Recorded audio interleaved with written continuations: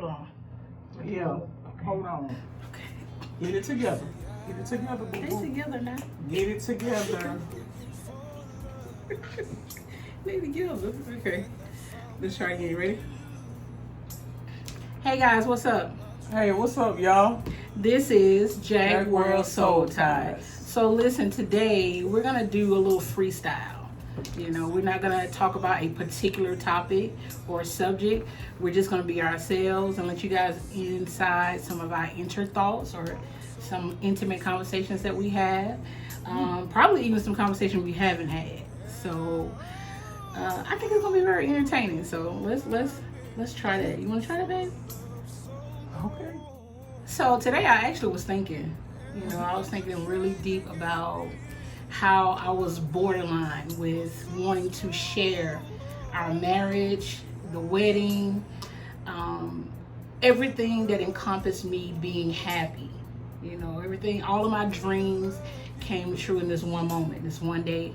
And I didn't know if I really wanted to share it. I didn't know if I was willing to face the battle that would come with sharing that, I was marrying a woman.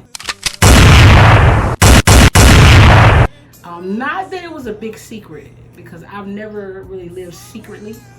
I just think people, especially religious people, just kind of pretend that they didn't know.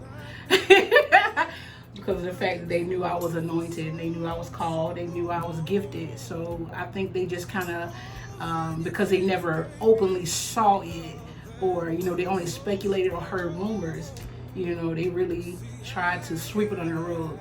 So I was feeling iffy about if I wanted to publicly share our marriage. And I think that was a very hard decision to make for me.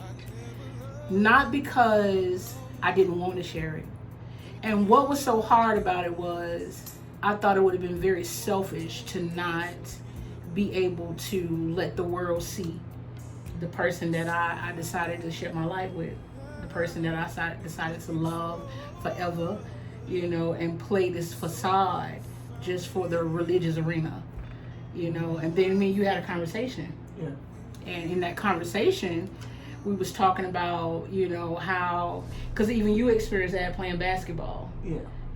How, you have to not allow the world to see so much of who you really are. It's kind of like living separate lives. Like you got your profession and your love life. Right. So just like you said, playing basketball, we was taught to carry ourselves a certain way. Right. Like, of course, all my coaches know that I like the women. But they were like, everybody don't have to know that. Right. You got role models, you got kids looking up to you. Everybody not ready for that yet. So right. I had to train myself to not show public affection. I battle with that today. Right. Right now. But right. all my life I was like, okay, let me, Well, let me ask you a question though, with the public affection thing. So I think everything should be done in moderation. Now, don't get me wrong. I'm not silly enough to think that, everything needs to be out and open when it comes to kids or people that don't understand. But sometimes people's influences or their ideas or their concept of what love should look like, what marriage should look like, what we should and what we should not allow people to see. Sometimes it puts people in positions where they're suicidal, where they're depressed, where they have no self-esteem, they feel like outsiders, they feel taboo, they feel like freaks, all these different things, and that's not true. And then when you do get into a relationship with someone else, you still have to battle all of those voices of don't hold hands, don't don't sit too close, don't look like that's your girlfriend, don't, all these different things, and it puts a bearing on your life on a personal level. Extra weight. Yeah, because when you come home and you behind closed doors, You still fighting them same voices. You still unhappy, but you still have the same feelings that you had for whoever it is or whatever situation it is, regardless of what somebody else thinks or what they say. And I think that's a very hard pill to swallow, especially for people that are, I don't want to say kind of trying to find themselves, but that's trying to love God, that's trying to live for God, that's trying to walk out purpose, not going against the grain, but I don't even want to say it's an issue, but have decided that they love who they love. I don't even want to call it an issue no more. I don't even know if I can even call it a weakness. It can be a weakness now, because love can be a weakness sometimes. But what I'm saying is, it's a very, very sensitive place. And I don't believe that people that don't have the same issue can even minister. You see what I'm saying? To people outside of what they experience. Because how can you, tell me or condemn me or judge me or be critical to me about something that you have no clue about? No clue. Something you never experienced, something you never, you've never had those desires, but yet, you could damn me. You know what I'm saying? And the funny thing about that is, a lot of times people don't understand it until their children, their grandchildren, or somebody in their family, start to experience, to experience the same thing, and then they want to give everybody grace. But and I can understand that. I'm not a very closed-minded person. I'm very open-minded. I'm not shallow in my thoughts at all. But my point for my thoughts today was, how would our relationship went if I decided to make our marriage a secret? How would it went? Yeah, I don't think that would work. No. From your standpoint, it probably wouldn't work, because I was trained to do that. So I knew how to conduct myself and handle we had it talked before. Mm-hmm. You know what I'm saying? I'm saying, like, we coming to a big stage, Mm-hmm. You're a pastor. Mm-hmm. I'm an ex-ball player. Right. We get married. Right. And, we just had to carry ourselves a certain way. Right. But when I told you that, you was looking puzzled, like, why? Right. How did you feel when I came to you with that? I felt like I was in a hole, looking up, trying to inhale this air, to take a deep breath, and I couldn't breathe. I felt like somebody was just standing at the top of this hole, just shoveling dirt on top of me. Because out of all people, even though I knew you understood that, I didn't expect that from you. So it made the battle for me to be even harder. So I just... Because we got to a point in our life where it's 15 years in the hole, and we finally make this union, this vow, this connection, and we can't tell nobody. And we can't tell nobody. Not only that, prior to that, just being in and out of each other's lives, I've always felt. Yeah. So then for you to feel like a secret, so for you to say that now you're gonna marry me and I still have to be, was a hard pill to swallow. It was. And I think a lot of times we do allow other people to influence our happiness. To influence. That's another topic. Yeah. What we do that? Yeah, go ahead. Go ahead. Tell how you feel. This is how we feel. Okay, we're going to title this. This is how we feel Thursday. This Thursday? Yeah. Okay. Thursday. This is how we feel Thursday. How we feel Thursday. Yeah, it was hard. How we feel Thursday. Thursday. That's how we feel. So, I think it's very shallow to think that people cannot love differently and still love God. I think that's shallow, especially considering the fact that we're humans. when you deal with humanity, you're going to have tendencies, you're going to have proclivities, you're going to have issues in this natural body. Don't get me wrong, we're not looking for justification. We've been justified. The blood justified us. So we're not looking for no one to justify our relationship or to affirm it. But what I'm saying is, I know that we're not the only people to feel like we feel. I know we're not the only people that love God, and still love who we love.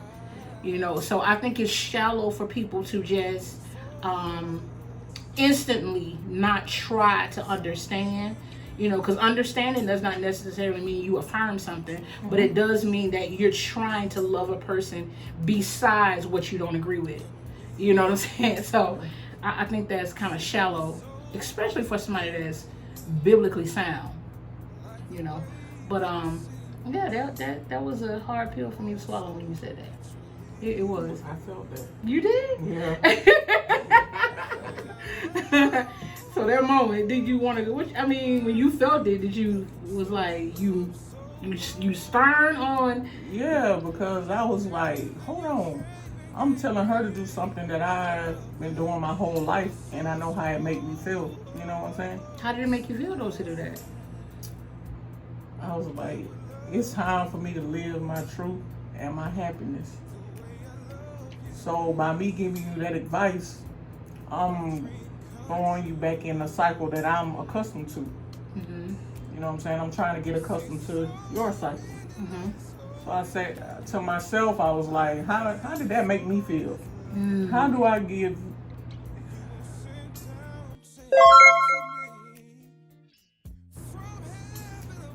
How do I have the right to tell you that the happiest moment of your life and you can't share it with the world? Right. So you felt sad, or you felt? It just wasn't right. I felt bad, because it's not right. And I've been running from that my whole life. Yeah. It seems like, when I think about it in retrospect, that a lot of your life has been based on other people's opinion. Right. From basketball to relationships. Yeah. Because I can remember. So let me tell y'all this. So when we met, Charisha was in her early 20s. So my early 20s. And I was legal to drink. Right, so 21. right, 21. Right. Let's say it, 21. Okay, so I'm in my 30s. I was in my 30s then. Yeah, 31 to be exact. Okay. We 10 years apart. If you would have took my birth and how old I was and turned it around, that was her age. That's how we always remember. Yeah. But even then, you were ashamed, or you allowed my age difference. Yeah. Not only my gender, me being a woman, Yeah. But my age to cause you to, respond to me.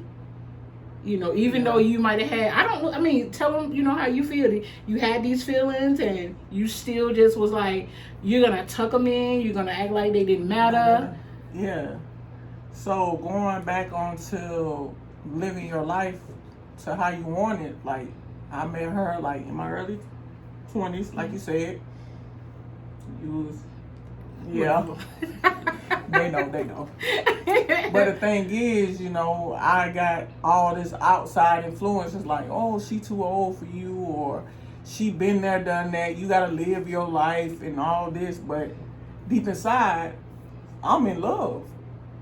You know what I'm saying? I can't hide this feeling like I love her, But then that outside influence kept saying like, yeah, she's too old for you. She don't been there, done that. She lived her life. You need to live yours. You need to see what's out there before you solely commit yourself. Right. And they was saying all kind of stuff like she got 4 kids and she's trying to figure out herself and she this and that. See, some of this stuff my wife ain't never heard. So this is my first time telling her the stuff. Wow. I was hearing. But I was like, I didn't care about that. You know, she got 4 kids. Okay, I still love her. You know, she. see what I'm saying? But by me listening to those outside influences, I started neglecting her and started listening to other people and saying, yeah, maybe you're right. So maybe I need to live my life, and then, you know, if she's still around, then maybe things will work out. So I guess that's how 15 years became a cycle. Because I was in and out listening to other people and this and that.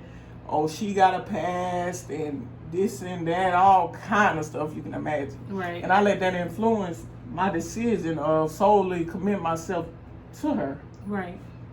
So what was the aftermath to that? Did you because I know I got some of the wind of it by not understanding that part. Yeah. Because I didn't know that part. You know, I didn't know, that whoever was, because sometimes we allow certain people to have our ear, and you have to be very, very careful about who you allow to speak in your spirit. Not that they didn't have her best interest in heart, but sometimes, like even me with me having 4 boys, I have to allow my children to experience life on their own. Now, I don't know if she asked for their opinion or not, but if my children don't invite me into a situation, then all I do is pray. Because a lot of times what we do, we'll give information to kids or to our loved ones or our friends. And this information, when a person receives it, they could perceive it a different way, or it causes more damage than it does good. So you have to be careful about who you allow to speak in your spirit, because this didn't only affect the fact that we never had a relationship all that time and we was in a cycle, but she ended up hurting other people. Yeah. Not just me, but other people that were connected to her while she was still trying to find who she was. While she still was trying to fight off, the feelings that she had for me, if I'm right. Yeah. You know what I'm saying? Yeah. She was dealing with other people that didn't know she was trying, that she might have had a part of her heart somewhere else. But all of these voices and all of these influences, they cause a lot of other people to get hurt. Yeah. So sometimes we have to learn how to mind our own business a little bit. Sometimes. No? Yeah. Oh. I'm just saying. Yeah. That's my opinion. Unless it brings detriment. Yeah. Like some things you just have to speak up on, but there's some things that if you don't know a lot about something, I think it would be kind of less wordy. It would be wise for you to be less wordy, I think. Well, then again, it's the other party. You know what I'm saying? I wouldn't blame the person that was in my ear. I blame me for it. You see what I'm saying? Anybody can say something all day, every day, and it's up to you to make that final decision. And in due time, I made the wrong decision. You know what I'm saying? I don't regret anything I did because we want to be here today. Right. But my thing is, when I started living my truth, commit myself to you, got married, happiest moment of my life. Yeah. And then everything just fell in place. Everything fell in place. Right. So my message to you guys out there, live your truth. Don't let outside people influence you to do something that you don't want to do. Right. If you met somebody 24 hours and you ready to get married the next day, go do it. What else you got to lose? Now, if you get a divorce the next day, but you did, you thought you was in love, but you know what I'm saying. You know what I'm trying to say. But don't let people influence you. I think that's the point. Don't allow people to influence you. It may not be the best example. With this 24 hours. 60 days in marriage. Okay. I think you should get married first. First off. I think so. I think you need a little counseling. It just depends on the people. Just jump off the bridge. Just jump. It's fun. Everybody else doing it. And it's amazing. Go get your woman. Go get your man. Go get them. Heard it here live and direct from me. Go get them. Well, listen. Okay, so I got mine. She made a point, but I think she went a little far. And with that being said, if we had allowed people, allow our religion or our belief as far as what other people perceive or their ideology of relationship to consume us, we would not be here. We would not be here. That's good. We wouldn't. And we would still be doing whatever. You know, dipping and dabbing in other relationships, back and forth, back and forth. Looking for the same traits in other people. And you just got it right here. Exactly. That's it. Because every time we got in something different, we was looking for each other. Yep. If I met somebody else, I was looking for her. Me too. Yeah. And if she was with somebody, she was looking for me. And people just was getting hurt. I was getting hurt. She was getting hurt. And it was just a cycle. And it went on for a very long time. So what we're basically saying to you is live your truth. Live your truth. Don't hide your truth. There's only a Doug in the job. One thing I can't say is a phony person. I can respect. It doesn't matter to me what you are, what your weakness is, or what you're doing. As long as I can see you for who you are. If you're transparent and I know, and I can, if you're a thief, now I ain't too quick to, you know what I'm saying, set my purse down around you. But I can deal with people as long as I can see who they are. It's when you're fake, and when I can't put my hands on you when I got a problem. That's how I live. You know, because I know everybody's gonna have something that I may not like or agree with. But as long as I can know who you are, we can deal with it. And I believe that people should be more respected when they allow you to see their truth. For a person to, you know, proclaim the gospel and then hide and, you know, sneak around and, you know, being clever and, you know, deceptive and, you know, all this trickery, I have a problem with that personally, you know. So, but everybody to each his own. So we just wanted to share. This was very good. So this was unscripted, you know, and we just wanted to share that with y'all today. So, anything else? Live your truth. Yeah. I feel like I can exhale. Yeah. It feels good. It does.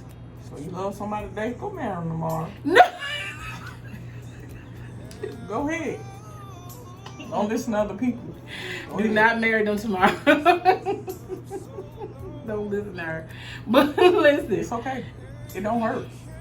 It don't hurt. So, make sure you subscribe. Make sure you hit the bell. Make sure you like our channel. And make sure you follow us on Jacksworldsoulties on Facebook and all of our other platforms. And make sure you drop a comment. Be polite, because we don't mind deleting you now. Yeah. I'm anointed to delete, folks, so we don't mind. But at the same time, you know, we would like to hear from you. We love you. Is there anything else, babe? It's coming. All right. We'll talk to you soon. Bye. Peace. Oh. What? Oh. Bye, Yeah, guys. put the password in. Bye, guys. Peace. There you go. Bye, guys. So.